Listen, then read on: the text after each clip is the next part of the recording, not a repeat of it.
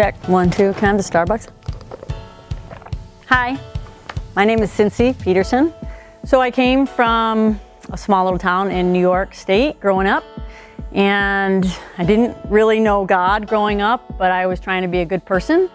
Loved my family, but I moved out to Colorado and went to school and became a teacher out of college, and in my late years of college had kind of this dramatic change that there was a real God that really loved me, and I had never known this God, and it really impacted me to change me completely, and I was overcome by the love of this Savior that had been so patient with me. And I became a teacher, but I also wanted to help people know the great deep love of Jesus Christ, and I joined a campus ministry and met my awesome husband, Jeff Peterson.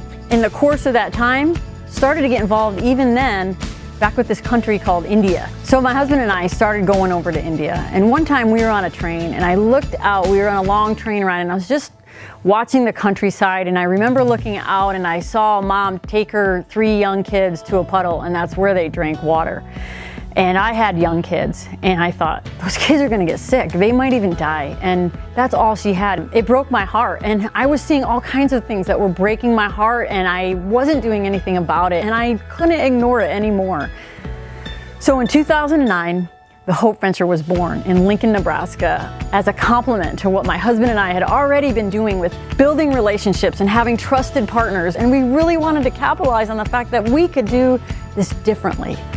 And so as we started the Hope Venture, we set out to try to have an organization that would have integrity, and an organization that would find sustainable solutions and would work with trusted people, and would even have tangible projects that you could grab onto and say, I'm not just pouring money out somewhere endlessly forever, but I'm doing one thing. Maybe it's a backpack. In fact, I shared the idea with a friend of mine and a couple friends, and we're sitting over lunch, and I said, I don't know how I'm going to do it, but I want to get educational supplies and backpacks to kids. And they said, we want to be supporters of you. And they wrote me a check for $5,000 right then and there to the Hope Venture. That was our first check, and we were able to get 500 kids education and school supplies right from the very start, and it was so awesome.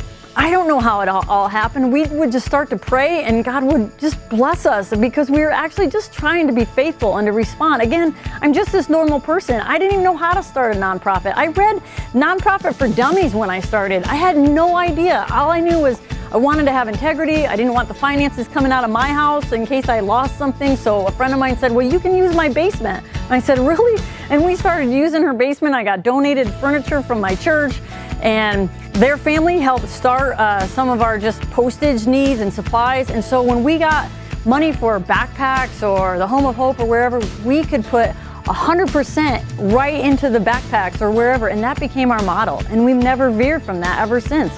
So right off the bat, I have these people that get excited with me, and I get a check for $5,000. But I also have a friend whose son does some chores and ends up giving $5 out of his chore money. And that was a huge part of also what we wanted to be. We wanted to say anybody can make a difference in the world, and anybody can take that next step with us. And we have had that be true about our organization ever since the beginning, that some people just give what they have to give to make a difference. And whether that's kids doing a lemonade stand, or whether that's a college of hair design doing a fashion show with us so that we could provide vocational training in cosmetology overseas in India, or maybe it's been high school students that wanted to start a run, and yeah, let's do something fun to try to raise some money, and we started a run out at Pioneers Park. We've done over a dozen different projects now, and we've grown. And as the course of time went, we were in our friend's basement for 5 years,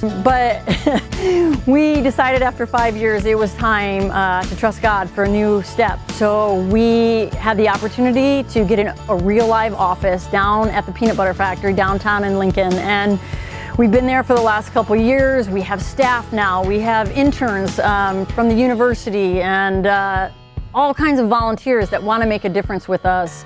Through all of this, we've grown, and we've done over 20,000 backpacks, and we've helped thousands of lives find hope in a way they hadn't before, like Abhishek and Grace and Abraham, this boy I met from the slums, the largest slum in Nairobi, Kenya in the world. And he's finding hope and his life is different and he knows love now for real.